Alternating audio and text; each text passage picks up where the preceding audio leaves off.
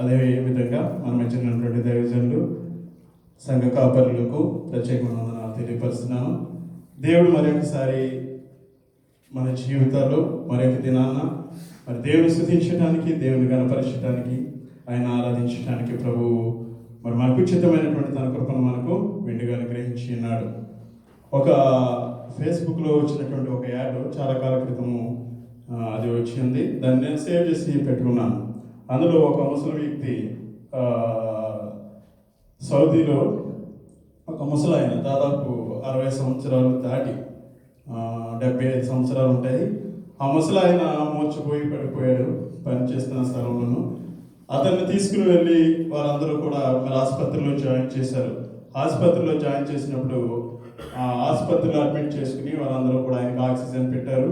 Oxygen పెట్టి తనని observation రూమ్లో పెట్టిన తర్వాత కోలుకున్నాడు. కోలుకున్న తర్వాత ఆయనకి టెస్ట్లన్నీ చేసిన తర్వాత బాగానే ఉన్నది. అయితే పని ఒత్తిడి వల్ల ఆయన మూర్చిపోయి పడిపోయాడు కనుక ఆయనకి బిల్లు ఏమాత్రం వేయకుండా కేవలం ఆక్సిజన్ పెట్టినందుకు మాత్రమే ఆయనకి బిల్లు వేసి బిల్లు అట్టుకొచ్చి నర్సు తన చేతిలో పెట్టింది. అయితే అతను ఆ బిల్లుని చూసి ఏడుస్తూ ఉన్నాడంట.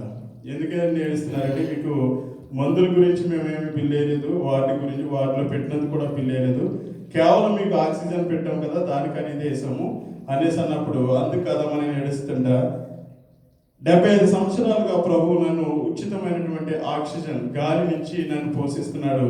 కేవలం మీరు 1 గంట 2 గంటలు మాత్రమే నాకు ఆక్సిజన్ పెట్టినందుకు ఇన్ని రియాల్స్ నాకు మీరు వేసి ఉన్నారు. అందుకు నేను ఏడుస్తున్నాను. దేవునికి నేను ఏ విధంగా కృతజ్ఞతాస్తుతులు చెల్లించాలి, నేను దేవుని ఏ విధంగా ఆరాధించాలి, నేను దేవునికి ఏమి ఇచ్చినా రుణాన్ని నేను తీర్చుకోవాలి. కేవలం 1 గంట మీ యొక్క ఆసుపత్రిలో ఉంచినందుకు నాకు ఇంత బిల్లు వేశారు. ఉచితమైనటువంటి ఈ యొక్క ఆక్సిజన్ నాకు 75 సంవత్సరాలుగా తాను మరి దేవుడు నాకు అనుగ్రహిస్తూ ఉన్నందుకు నేను దేవునికి ఏమిచ్చి నేను చెల్లించాలని ఆ యొక్క నర్సుకి చెప్పుచు ఆయన వేడిస్తున్నట్టు అక్కడ రాయబడి ఉంది.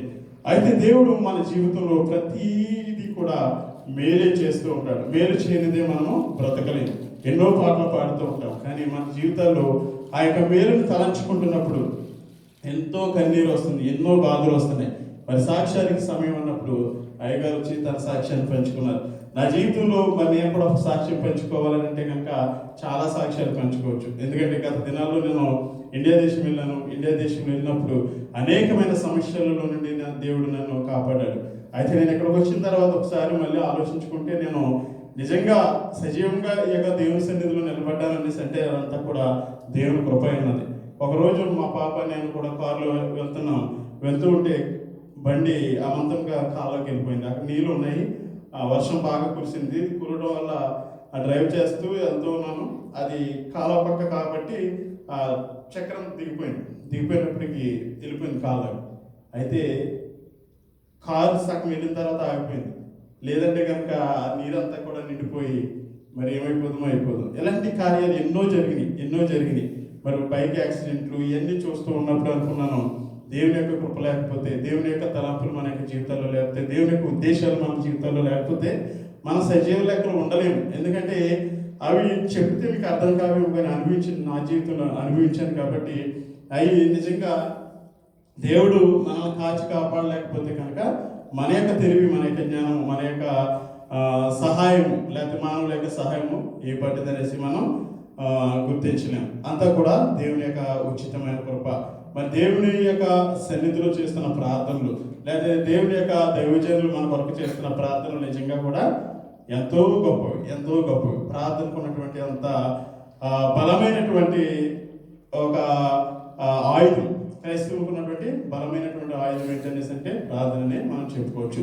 ఇది మరి దేవుని యొక్క సన్నిధిలో నిలబడి ఏ విధమైనటువంటి మరి మాటలు మీతో పంచుకోవాలని దేవుని సన్నిధిలో నేను ఆలోచించినప్పుడు ప్రభు ఇచ్చినటువంటి తలంపును బట్టి పరిశుద్ధ గ్రంథంలో నుంచి యోనా గ్రంథం నుంచి మాట్లాడాలని మరి నేను తలంపు కలిగి ఉన్నాను. దేవుడు యోనా జీవితంలో చేసినటువంటి ఆ యొక్క కొన్ని అంశాలను మీతో పంచుకోవడానికి నేను ఇష్టపడుతున్నాను. యోనా గ్రంథాన్ని మనం తెరిచి చూసినట్లయితే కనుక ఈ యొక్క పరిశుద్ధ గ్రంథంలో యోనా గ్రంథం చాలా చిన్న పుస్తకం. ఎన్ని అధ్యాయాలు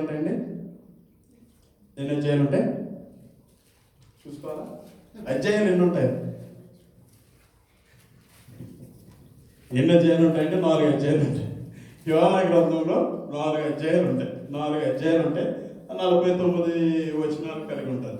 4 అధ్యాయాలు ఉన్నప్పటికీ కూడా చిన్న పుస్తకమైనా కూడా దీంట్లో చాలా గొప్ప విషయాలు రాయబడి ఉన్నాయి.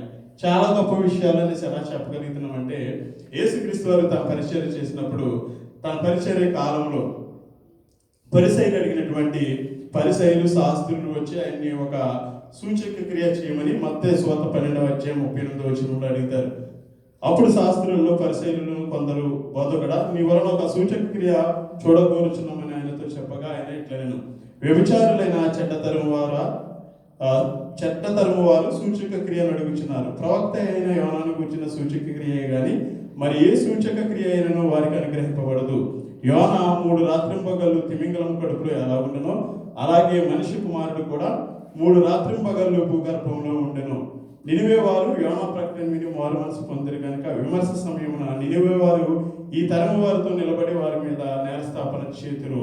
ఇదిగో యోనా కంటే గొప్పవాడు ఇక్కడ ఉన్నాడని ఆయన లేఖనాలతో చెప్పడం మనం చూస్తున్నాం. యేసుక్రీస్తు వారు ఆ యొక్క పరిసయ్యులకు శాస్త్రులకు ఈ యొక్క యోనా గ్రంథాన్ని ఎత్తుపెట్టి యోనా యొక్క చేసినటువంటి స్వార్థను ఎత్తుపెట్టి అక్కడ చెప్పడం మనం చూస్తున్నాం.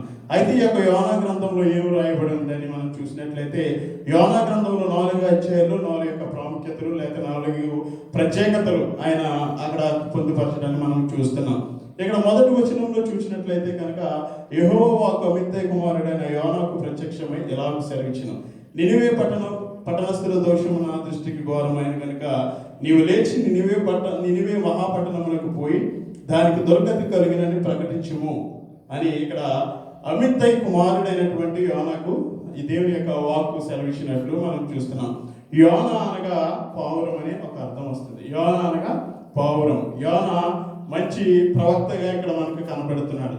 దేవుడు తన యొక్క బిడ్డలతో మాట్లాడటానికి, తన యొక్క ప్రజలతో మాట్లాడటానికి ఏర్పరచుకున్న వారే ప్రవక్తలు. ప్రవక్తల ద్వారా తన యొక్క సందేశాన్ని తన ప్రజలందరికీ కూడా తెలియపరుస్తూ, లేకపోతే రాజులకు తెలియపరుస్తూ, లేకపోతే అక్కడ ఉన్నటువంటి ఆ పరిస్థితులకు తెలియపరుస్తూ ఆయన తన యొక్క సందేశాన్ని పంపుచూ ఒక వ్యక్తిని ఆయన ఏర్పరచుకుంటాడు. అలాంటి వ్యక్తుల్లో ఒక వ్యక్తి ఈ యొక్క యోనా గారు. యోనా గారు ప్రవక్త అయి ఉన్నాడు కనుక ఆ యొక్క యోనా గారికి ఒక ఉదయకాల సమయంలో మరి దేవుని యొక్క వాక్కు ప్రత్యక్షమైనట్లు మనం చూస్తున్నాం. ఈ యొక్క నినివే పట్టణం పట్ల దేవునికి ఎందుకు అంత బాధ్యత అని మనం ఆలోచించినట్లయితే, నినివే పట్టణము మహాపురం అని కూడా రాయబడింది. దాదాపు 3 సార్లు ఈ యొక్క నినివే మహాపురము లేకపోతే మహాపట్టణం అని రాయబడింది. ఎందుకంటే అది దాదాపు ఒక వ్యక్తి 3 దినాలు నడవగలిగినంత విస్తీరమైన ప్రదేశం కలిగినది అంట. ఒక వ్యక్తి దాదాపు 30 కిలోమీటర్లు ఒక రోజుకి నడిచినట్లయితే 90 కిలోమీటర్లు విస్తీర్ణం కలిగినటువంటి ఆ యొక్క ప్రదేశం అన్నమాట. ఆ ప్రదేశంలో చూసినట్లయితే నినివే యొక్క ప్రజలు 1,20,000 మంది కలిగిన వారు. 1,20,000 మంది కలిగినటువంటి మహాపట్టణం. అంటే ఒక హైదరాబాద్ వేసుకోండి, లేకపోతే బాంబే ఉంటుంది కదా, బాంబే అలాగా పెద్ద పట్టణం అనమాట. మనం ఎంత లెక్క తిరిగినా కూడా తిరగవచ్చు, అంత పెద్ద పట్టణం. దాదాపు 90 కిలోమీటర్లు నడవగలిగినటువంటి అంత విస్తీర్ణం కలిగినటువంటి యొక్క నినివే మహాపట్టణంలో 1,20,000 మంది ప్రజలు నివసిస్తున్నారు. ఈ యొక్క మహాపట్టణము చాలా అభివృద్ధి చెందినది. ఇక అష్షూరు సామ్రాజ్యంలో మరి వారికి ఉన్నటువంటి ఆ యొక్క ఆధిక్యతను బట్టి వారు చేస్తున్నటువంటి పాపము దేవుని యొక్క దృష్టికి బహుఘోరముగా ఉన్నదని ఇక్కడ రాయబడి ఉంది. నినివే పట్టణస్థుల దోషము నా దృష్టికి ఘోరమైన గనుక నీవు లేచి నినివే మహాపట్టణమునకు పోయి దానికి దుర్గతి కలుగునని ప్రకటించమని ఆ యొక్క యోనా గారికి మరి దేవుని యొక్క వాక్కు ప్రత్యక్షమై బోధించి ఉన్నది. అయితే ఈ యొక్క నినివే పట్టణానికి వెళ్ళమని సెలవిచ్చినప్పుడు మరి యొక్క యోనా గారు ఏం చేయాలి? నినివే మహాపట్టణానికి వెళ్ళాలి. అయితే ఇక్కడ మన వచనాల్లో చూసినట్లయితే కనుక గొప్ప ప్రవక్త అయినటువంటి యోనా దేవుని యొక్క వాక్కును వినగలిగి దేవుని యొక్క సందేశాన్ని తన ప్రజలకు చేరవేయవలసినటువంటి యోనా గారు అక్కడ చేస్తున్నది ఏంటంటే, ఆ మహాపట్టణానికి పోయి మరి వారికి స్వార్థ ప్రకటించడానికి భయపడ్డాడు. మనమే ఉన్నాం దేవుని యొక్క బిడ్డలము. దేవుని యొక్క వాక్కు లేదా దేవుని యొక్క దర్శనాలు, దేవుని యొక్క సందేశము మనకు సూటిగా వినపడుతున్నప్పుడు వెళ్ళి పలాని దిక్కుకెళ్ళి దేవుని యొక్క స్వార్థ ప్రకటించండి అని చెప్పినప్పుడు మనము ఈ యొక్క స్వార్థ అంటే ఏంటండి అర్థం? శుభవార్త. శుభవార్త చెప్పడానికి పెద్ద కష్టపడవలసిన పని ఏం లేదు. వెళ్ళి రాజమ్మ గారి దగ్గరికి వెళ్ళి యేసు ప్రభు నీ కొరకు జన్మించాడు, ఆయన నమ్ముకుంటే నువ్వు పరలోకానికి వెళ్తావు లేకపోతే నరకానికి వెళ్తావు అని చెప్పడం సులువే. కానీ నువ్వు నశించిపోతున్నావని వెళ్ళి చెప్పాలంటే లాగి కోపం మీద కొడతారేమో, భయం వేస్తారు. అదే రాజు దగ్గరకు లేకపోతే ఒక రాజధాని దగ్గరికి వెళ్ళి చెప్పాలంటే ఇంకెంత భయం వేస్తుంది. అంత భయంకరమైనటువంటి వార్త నినివే మహాపట్టణానికి పోయి చెప్పడానికి ఈ యొక్క యోనా గారు భయపడ్డారు. వారు అశూరియుల సామ్రాజ్యము ఈ యొక్క యూదులకి ఈ యొక్క ఇజ్రాయేలీలకి ఎప్పుడు కూడా పడదు. వారు ఎప్పుడు కూడా వీరితో విభేదిస్తూ లేకపోతే యుద్ధాలు చేస్తూ ఉంటారు. కాబట్టి ఆ యొక్క మహాపట్టణానికి వెళ్ళి మరి వారితో ఈ యొక్క వార్తను చెప్పడానికి ఆయనకి ఇష్టం లేకపోతే భయపడి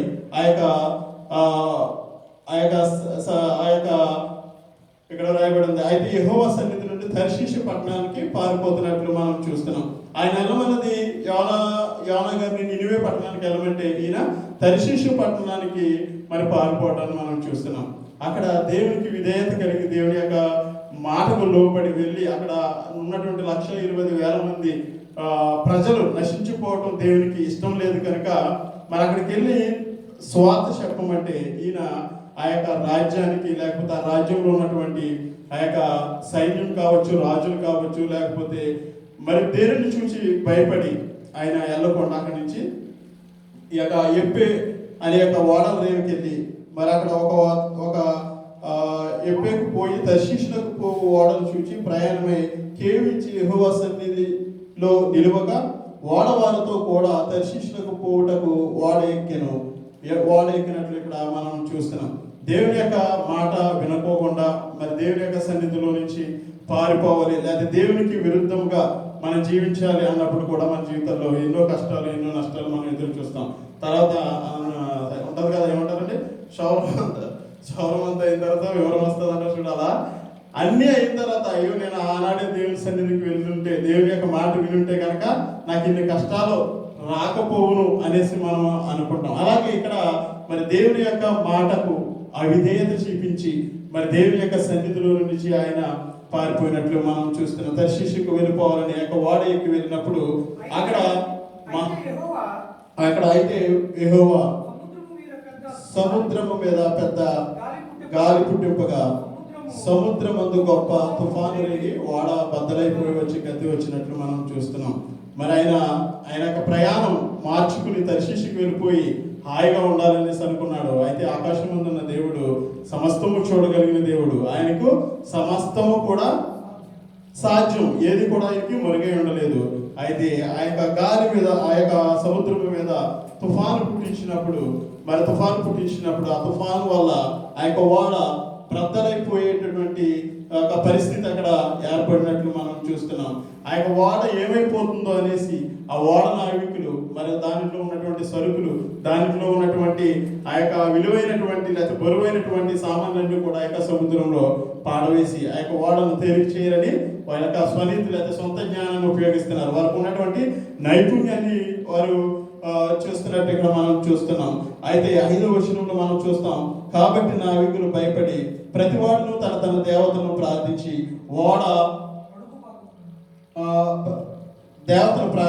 ఓడ చులకన చేయటకై అందులోని సరుకులను సముద్రంలో పారవేసి అప్పటికి యోనా ఓడ దిగువ భాగమున పోయి పండుకొని గాఢ నిద్రపోయించుండెను.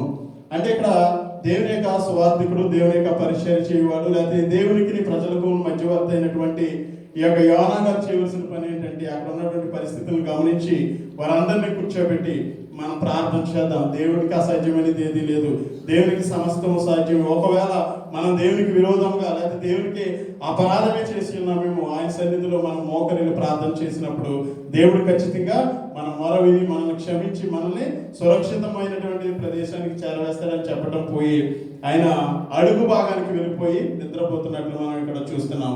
అయితే వారి నావికులు అందరూ ఏం చేస్తున్నారంటే తమ దేవతలకు ప్రార్థించి వాటిలో ఉన్నటువంటి సరుకుల్ని వాటిలో ఉన్నటువంటి ప్రతిదాన్ని కూడా పారవేసి మరి ఓడను చులకన చేయాలని అక్కడ వారు చూస్తూ ఉన్నారు. అయితే కింద దిగువ భాగాన్ని చూస్తే ఈ యొక్క యోనా నిద్రపోతుంటే అక్కడికి వెళ్ళి అంటున్నాడు కదా, ఓ ఈ నిద్రపోత నీకేం వచ్చినది, లేచి నీ దేవుణ్ణి ప్రార్థించుము, మనం చావకుండా ఆ దేవుడు మన యందు కనికరించునేమో అని అక్కడ ఆ యొక్క ఓడ యజమాని అయినటువంటి లేదా ఓడ నావికుడు వెళ్ళి అతన్ని గద్దించినట్లు మనం చూస్తున్నాం. దేవుడు మన జీవితాల్లో మనం చేసే ప్రతి పనికి కూడా జవాబిస్తూ ఉంటాడు. ఎందుకంటే మనం చూస్తాం ఈ యొక్క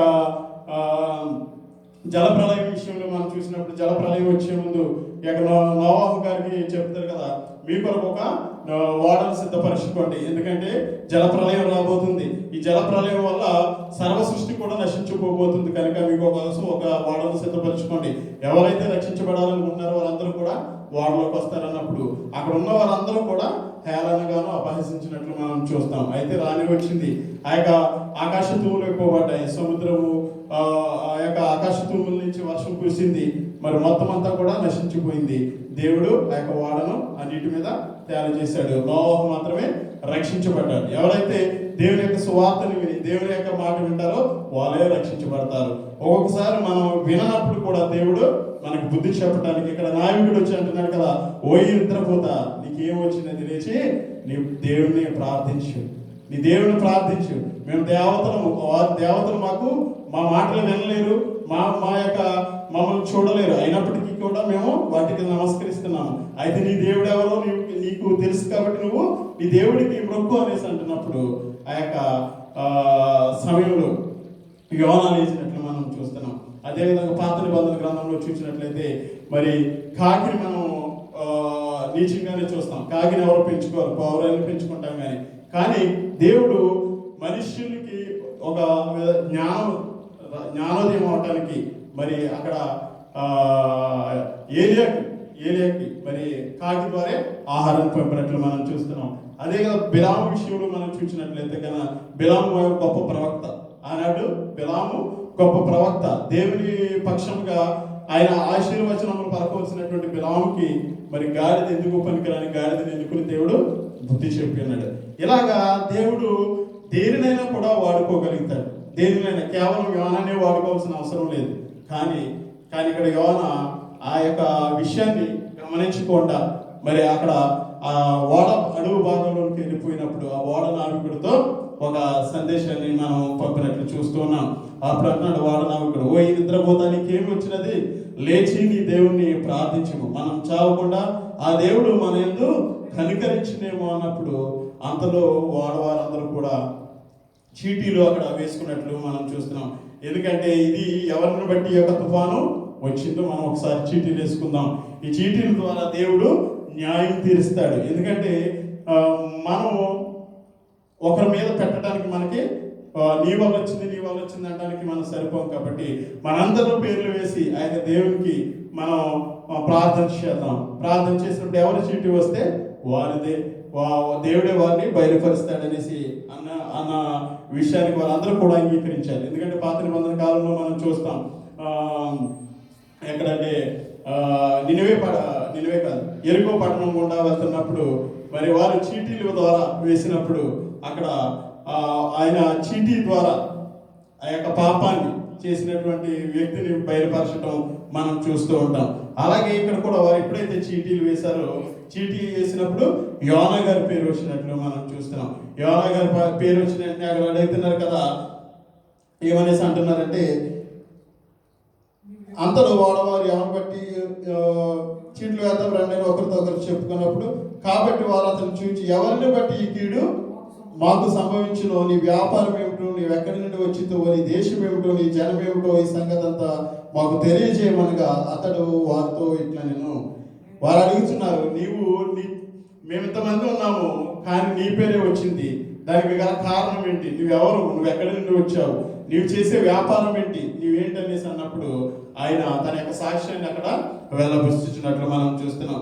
నేను హెబ్రీయుడను, సముద్రమునకును భూమికిని సృష్టికర్త ఆకాశమందు దేవుడై ఉన్న యెహోవా యందు నేను భయభక్తులు గలవాడనని వారి ముందు తన యొక్క సాక్ష్యాన్ని ఒప్పుకుంటున్నాడు. తను చేసినటువంటి తప్పుదాన్ని ఒప్పుకుంటున్నాడు. యోనా తన యొక్క తప్పిదాన్ని ఒప్పుకోవడంలో కూడా మంచి వ్యక్తిగా ఇక్కడ మనం కనుగొనవచ్చు.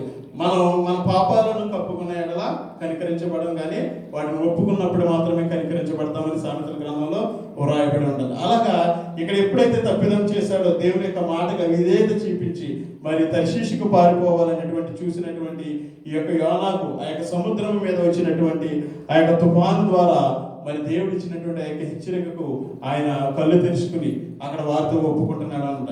నేను హెబ్రీయుడును, సముద్రానికి, భూమికి, ఈ సర్వ సృష్టికి, ఆకాశం పైన ఉన్నటువంటి ఆకాశానికి కూడా దేవుడై ఉన్నటువంటి యెహోవా యందు నేను భయభక్తులు గలవాడనై ఉన్నాను. తాను యెహోవా సన్నిధిలో నుండి పారిపోచున్నానని అతడు మనుషులకు తెలియజేసి ఉండెను గనుక వారు ఆ సంగతి తెలుసుకుని మరింత భయపడి నీవు చేసిన పని ఏమని అతనిని అడిగిరి. మనం కూడా మరి మనం పనిచేసే స్థలాల్లో కానీ లేకపోతే మనం నివసిస్తున్న స్థలాల్లో కానీ కొన్ని సమయాల్లో మనం ఏంటి అని అడిగినప్పుడు మనం చెప్పుకోవాల్సినటువంటి పరిస్థితులు ఏర్పడుతుంటాయి. అలాంటి సమయంలో దేవుణ్ణి మనం కనపరచవలసిన వారుగా ఉంటాం. నేను చాలాసార్లు కూడా కొన్ని సందర్భాల్లో నా గురించి మన గురించి చెప్తే గొప్ప చెప్పారనేసి అనుకుంటారు. కాబట్టి పెద్ద సంఘంలో జరిగినటువంటి సాక్ష్యాల్ని ఎదుటి వారికి చెప్తాం. మా సంఘంలో ఒక వ్యక్తి ఈ రోజున ఇలా జరిగింది, ఇలా జరిగింది, వారి కోసం సంఘం అంతా కూడా ప్రార్థన చేసింది, లేకపోతే సంఘం అంతా కూడా ఇలా ప్రార్థనలో పెట్టాము, ఇలా ఏదో ఒకటి అంటే వారికి ప్రార్థన చేస్తాము, లేకపోతే ప్రార్థన లేకపోతే దేవుడు ఇలాంటి చిన్న చిన్న మాటలు వారికి తెలియజేయాలంటే కనీసం వారి దగ్గర ఏదో ఒక సబ్జెక్ట్ మనం మాట్లాడగలగాలి. అలాగే ఇక్కడ వాళ్ళందరూ కూడా అన్యులు, వారి దేవతలను అక్కడ ఆరాధించినట్లు మనం చూస్తున్నాం. ఈ యొక్క గొప్ప ఆపద ఎందుకు వచ్చిందో అని అడిగినప్పుడు ఆయన చెప్తున్నాడు కదా, నేను ఆకాశానికి, భూమికి, ఈ సర్వ సృష్టికి అంతటికి దేవుడైనటువంటి యెహోవా సన్నిధిలో నేను భయభక్తులు గలవాడను, దేవుని సన్నిధి నుండి నేను పారిపోతున్నాననేసి చెప్పినప్పుడు ఆ మాటకు వారు మరింత భయపడ్డారు. ఎందుకు భయపడ్డారు అనేసి అంటే, సర్వసాధారణంగా ఈ యొక్క దేవతల్ని లేకపోతే ఈ యొక్క విగ్రహాలను పూజించే వారికి ఏముంటుందంటే భక్తి ఎక్కువ ఉంటుంది. చాలా భక్తి చేస్తారు కానీ భయం ఉండదు. కానీ ఈయనకి భయం ఎందుకు వచ్చింది అనేసి అంటే, ఆ యొక్క పెను తుఫాను లేదా అలల మీద ఆ యొక్క ఓడ ఏదైతే ఉందో పైకి కిందకి ఓడ ఇక్కడ రాయబడి ఉంటుంది, ఓడ బద్దలైపోయే పరిస్థితి ఏర్పడినప్పుడు ఈ యొక్క పరిస్థితి రావడానికి గల కారణం ఆ దేవుడి యొక్క ఉగ్రత లేదా యొక్క దేవుడి యొక్క కోపం కాబట్టి అనేసి వారు మరింత ఇక్కడ భయపడినట్లు మనం చూస్తున్నాము. అప్పుడు వాళ్ళు అంటున్నారు కదా, అప్పుడు వారు సముద్రం పొంగుచున్నది, తుఫాన్ అధికమవుచున్నది, సముద్రము మా మీదకి రాకుండా నెమ్మలించినట్లు మేము నీకేమి చేయవలనని అతనిని అడిగినట్లు ఇక్కడ రాయబడి ఉంది.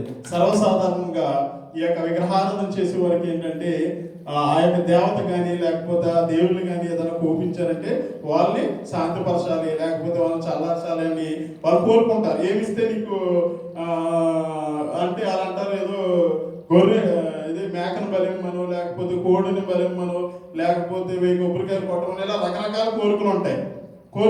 దాన్ని ఆధారం చేసుకుని వాళ్ళు అడుగుతున్నారు అనమాట.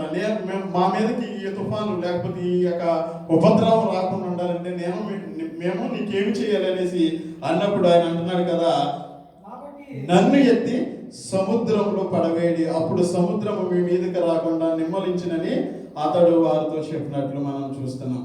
అక్కడ యోన అంటున్నాడు కదా, ఏమంటున్నాడు అంటే, నన్ను ఎత్తి ఈ యొక్క సముద్రంలో పడేసినట్లయితే కనుక ఈ యొక్క ఉపద్రవం లేకపోతే ఈ యొక్క ఆపద నుండి మీరు గొట్టెక్కొచ్చు అనేసి అన్నప్పుడు మరి వారు కూడా మనుషులే కాబట్టి వారు భయపడినట్లు మనం చూస్తున్నాం. ఇక్కడ రాయబడి ఉంది, వాళ్ళు ఏమంటున్నారంటే, దానికి వారు ఒప్పక వారు ఓడను దరి తెచ్చుటకు తెడ్లను బహుబలంగా వేసిరు కానీ గాలి తమకు ఎదురై తుఫాను బలం చేత సముద్రం పొంగి ఉండటం వలన వారి ప్రయత్నం అంతా కూడా వ్యర్థమైపోయినట్లు మనం చూస్తున్నాం. మనుషులు మనకు ఆపద సృష్టిస్తే మనం తప్పించుకోవచ్చు, కానీ ఒకవేళ దేవుడే మనకి ఆపద కలిగి చేసిన, దేవుడే మనల్ని ఇరుకులో పెట్టి ఇబ్బందుల్లో పెట్టి మనల్ని ఒక తిన్నమైన అంటే ఆయన ఉద్దేశం ఏంటంటే మనల్ని నశింపజేయాలని కాదు, కానీ తన దారిలోకి తెచ్చుకోవాలని, ఆయన మన మీదకి తెచ్చినటువంటి కష్టాలని మనము తీర్చుకోవాలని ప్రయత్నం చేస్తే ఇక్కడ వారు తెట్లు ఏ విధంగా వేశారో అలాగే ఉంటుంది. కష్టమైతే పడతాం కానీ దానివల్ల ప్రయోజనం లేదు. దేవుని సన్నిధిలో మనకు ఉన్నటువంటి కష్టాలను అయితే దానికి మనకు ఉన్నటువంటి ఇరుకుల ఇబ్బందుల వల్ల మన దేవుని సన్నిధిలో ఎప్పుడైతే పాదాల మీద పడి లేకపోతే మోకరిల్లి ఆయన పాదాల మీద పడి ప్రార్థన చేస్తామో అప్పుడే దేవుడు మన ప్రార్థనలకు జవాబిచ్చేవాడుగా ఉంటున్నాడు. అప్పుడే దానికి మార్గం మనకు దొరికేదిగా ఉంటుంది. అలాంటి విషయాలు చెప్పాలంటే చాలా విషయాలు ఉన్నాయి. నేను అవి చాలా నా జీవితంలో అలాంటివి చాలా చాలా చాలా చూశాను. ఎందుకంటే అవన్నీ చెప్పినప్పుడు జనాలకి చాలా విచిత్రంగా ఉంటుంది, చాలా విచిత్రంగా ఉంటుంది. అయితే సమయం సరిపోదు అలాంటివి చెప్పాలంటే. దేవుడు యొక్క ప్రార్థన వల్ల మనం అనుకుంటాం ఒక్కొక్కసారి ఒకనొక టైంలో 100 పిల్స్ లేదు నా దగ్గర. నా జేబులో 4 జేబులో డబ్బు ఉండేది, ఫుల్గా ఉండేది. నా జేబులో 4 జేబుల్లో డబ్బు ఉండేది. షాప్ ఉండేది నా దగ్గర, షాపు మెయింటైన్ చేసేవాడిని. చాలా మంది ఫ్రెండ్స్, చాలా చాలా రిచ్గా ఉండేవాడిని అనమాట. అయితే అనుకున్న రీతిగా దేవుని యొక్క ప్రణాళిక అనుకుని ఉంటాను. ఎందుకంటే దేవుని సన్నిధికి రావాలంటే మనం ఏదో విధంగా మనం దేవుని యొక్క సన్నిధిలోకి రావాలంటే ఏదో ఒక దేవుడు మనకు చూపిస్తాడు. ఆ టైంలో దేవుడు అంటే ఇష్టమే, కానీ షాపులో పనిచేసే వాళ్ళకి అందరికీ తెలుసు. ఏదో అలా వస్తాం 3 గంటలకు వచ్చి 3:30 వెళ్ళి వాళ్ళం పెద్ద చర్చికి ఆరాధన చూసుకునే వాళ్ళం. మరి 4 గంటలకల్లా పరిగెట్టుకుని వెళ్ళిపోయేవాళ్ళం. ఇంకెంత మటుకు కూడా షాపు బిజినెస్ అలాంటివి చూసుకుంటున్నాం. అలాంటి సమయంలో తెలియని రీతిగా మరి డబ్బు అంతా కూడా అద్దెలు కట్టడానికి బిజినెస్ అంతా పోయింది. నేను బిజినెస్ ఇలా నిలబెడితే రోజుకి 800 దినాలు 1000 దినాలు అమ్మేవాడిని. కస్టమర్లో నేను కొడుకునుంటే ఫోన్ చేసేవారు, ఎందుకంటే వాళ్ళకి అంత ఇష్టం.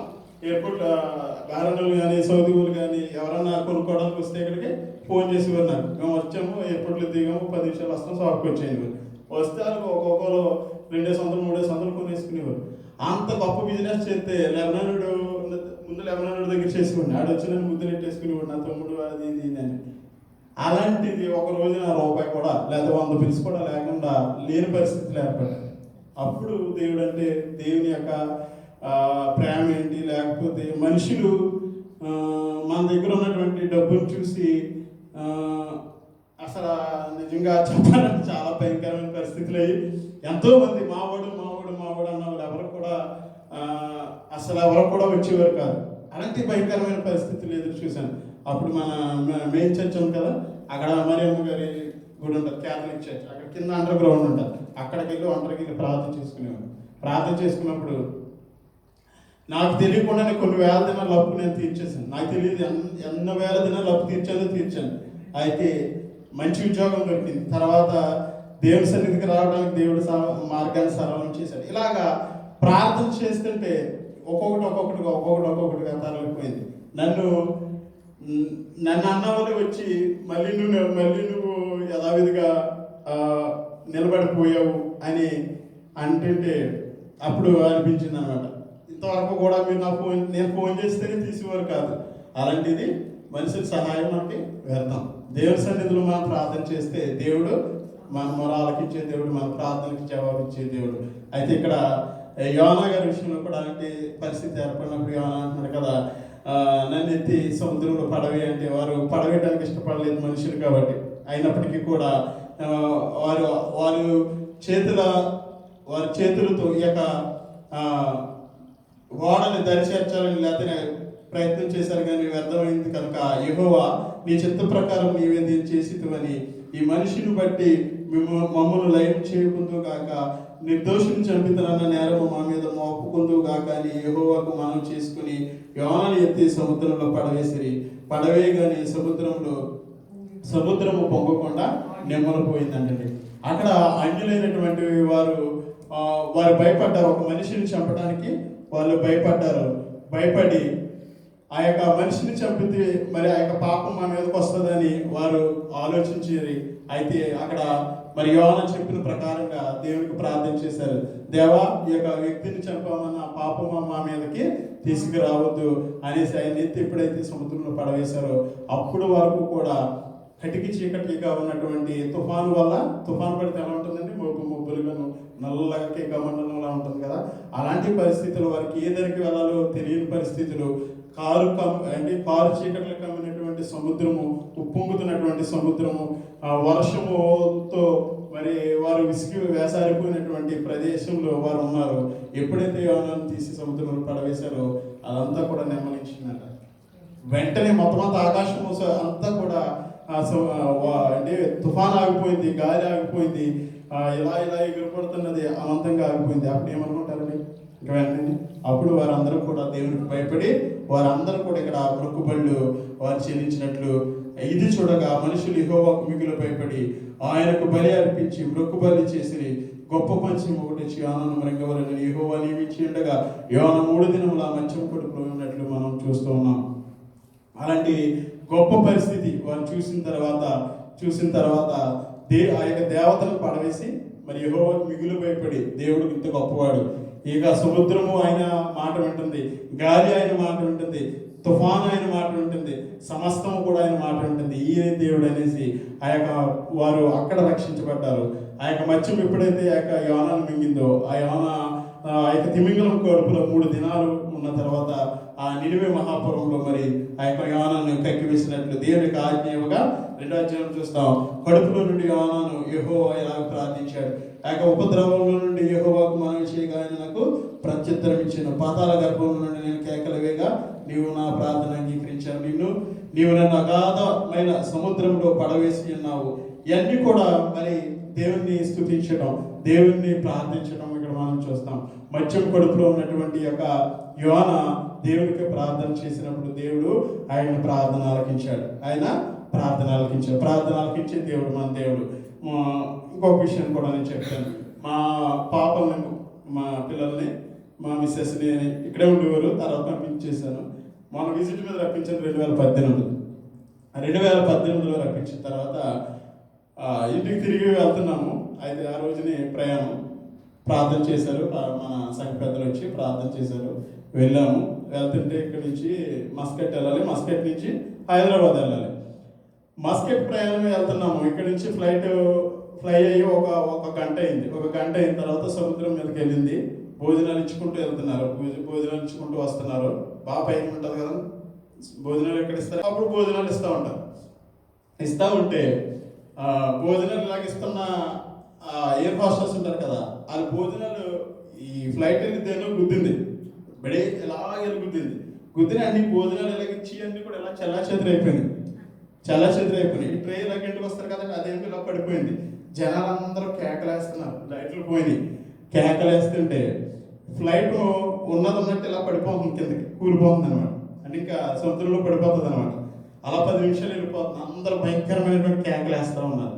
కేకలేస్తూ ఉంటే నేనైతే లేచి దేవునికి ఇంకా ఆ టైంలో ఎవరికి తెలుసు కదా, మా పిల్లలు గట్టిగా పట్టేసుకున్నారు, సీట్లు పట్టేసుకున్నారు. మా మిస్సెస్ ప్రార్థన చేస్తుంది, నేనైతే యేసయ్యా కాపాడినైనా తండ్రి అని పెద్దగా అరిశాను. చచ్చిపోతున్నప్పుడు ఎలా అర్థం తెలుస్తుంది కదా, ఇంకా ఫ్లైట్ వెళ్ళిపోతుంది. అలా భయంకరంగా అరిస్తుంటే, ఎంత భయంకరంగా అరుస్తున్నానంటే అక్కడ ఉన్న వాళ్ళందరూ ఏమో కేకలేస్తున్నారు. మనకు వచ్చింది ఏంటంటే ప్రార్థన. దేవుని సహాయం కదా. ఆ టైంలో ప్రార్థన చేస్తుంటే సరిగ్గా 10 నిమిషాలకి మనం నూతులో చేదేస్తాం కదండి, చేదేస్తే ఎలాగ ఆగుతుంది, అలాగే ఆగింది ఫ్లైట్.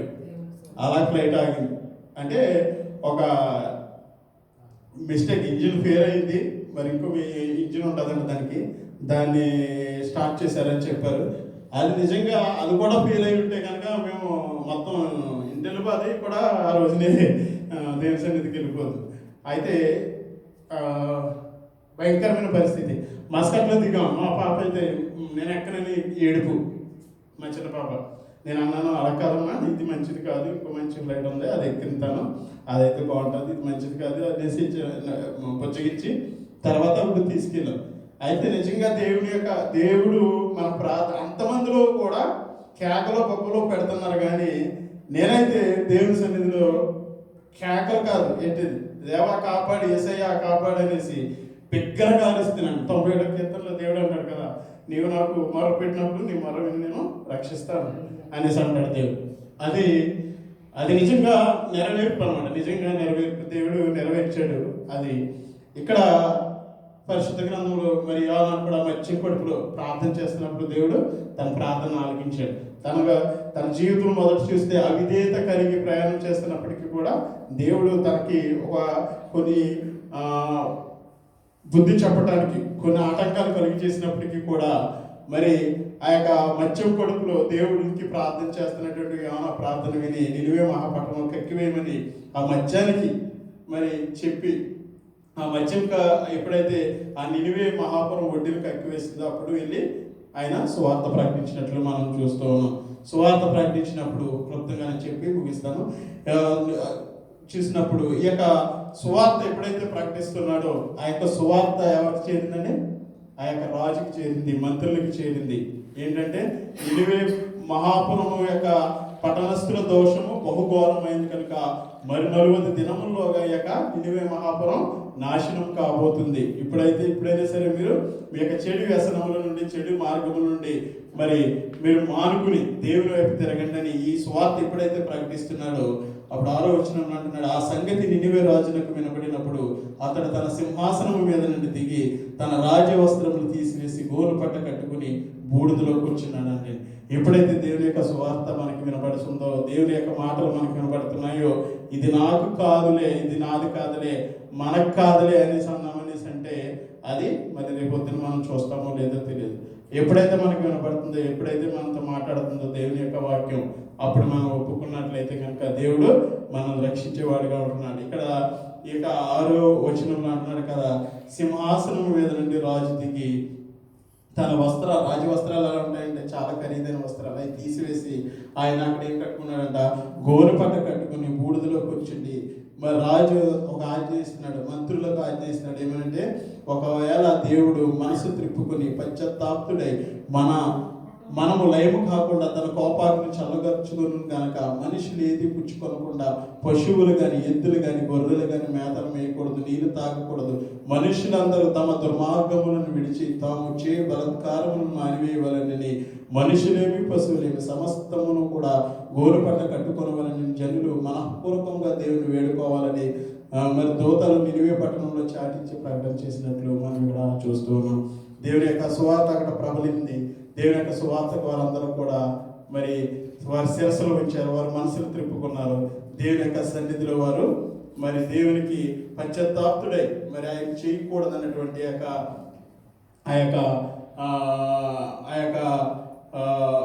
నాశనాన్ని తప్పించినట్లు మనం చూస్తూ ఉన్నాం. ఆ యొక్క నాశనాన్ని తప్పించి దేవుడు కనికరం కలిగిన దేవుడు. యోహాను సువార్త 3:16 వచనంలో ఉంటుంది. ఏమనంటే దేవుడు ఈ లోకమును ఎంతో ప్రేమించింది కాగా తన అద్వితీయ కుమారునిగా పుట్టిన వారి యందు విశ్వాసం ఉంచి ప్రతి వాడు కూడా నశింపక నిత్య జీవం పొందినట్లు దేవుడు ఆయనను మనకు అనుగ్రహించిన. ఆయన మీద మనం విశ్వాసం ఉంచి ఆయనను మనం ఎప్పుడైతే స్వకీయ రక్షకునిగా అంగీకరిస్తామో మనం నశించిపోకుండా ఆయన సన్నిధిలో మనం నిత్య జీవంలో ఆయనతో పాటు మనం ఉండేవారుగా ఉంటున్నాం. ఇక్కడ నినివే మహాపురం వారు 1,20,000 మంది మరి ఉన్న ఈ యొక్క మహాజనాంగం నాశనం అయిపోవడం ఆయనకి ఇష్టం లేదు. ఆయన సువార్తలో రాయబడి నశించిన దానిని వెదకి రక్షించడానికి మనిషి కుమారుడి లోకానికి వచ్చినాడు. కాబట్టి ఆ యొక్క నినివే మహాపురంలో ఒక వ్యక్తి నశించుకోవటం ఆయనకి ఇష్టం లేదు. అలాంటిది 1,20,000 మంది నశించుకోవటము ఆయనకి ఇష్టము కాదు. కనుక ఆయన కనికరం కలిగిన దేవుడు కనుక యోనాను పంపించి యోనా ద్వారా ఆ యొక్క నినివే మహాపట్టణంలో ఉన్న ప్రతి ఒక్కరికి కూడా సందేశాలు పంపించి వారి చెడు మార్గముల నుండి మళ్ళీ దేవుని వైపు త్రిప్పబడి వారి మీదకి రావాల్సినటువంటి ఆ యొక్క ఉగ్రత నుండి తప్పించుకున్నట్లు మనం చూస్తున్నాం. మనం కూడా ఈ యొక్క ఉపవాస దినాల్లో దేవుని యొక్క సన్నిధిలో ఉపవాసం ఉంటుంటే కనుక దేవునికి మరింత దగ్గరగా జీవించడానికి దేవుని కృప మనకు తోడుగా ఉండి నడిపించిన గాక. ఆమేన్.